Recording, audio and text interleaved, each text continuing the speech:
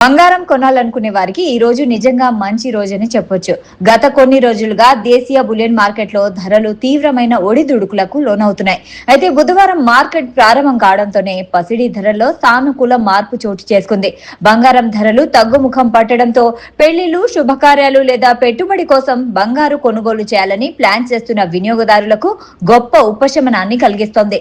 మరోవైపు వెండి ధరలు మాత్రం ఎటువంటి కదలికలు లేకుండా స్థిరంగా కొనసాగుతున్నాయి.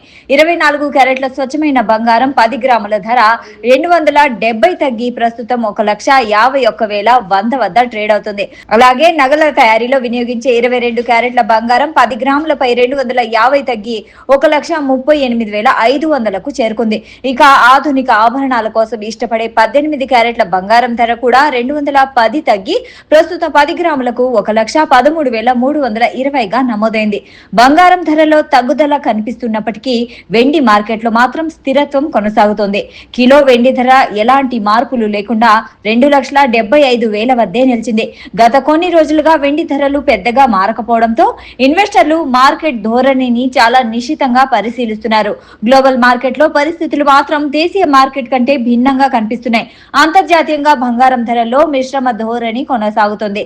సింగపూర్ మార్కెట్లో 10 గ్రాముల బంగారం ధర భారత కరెన్సీ ప్రకారం 1,79,700గా నమోదైంది.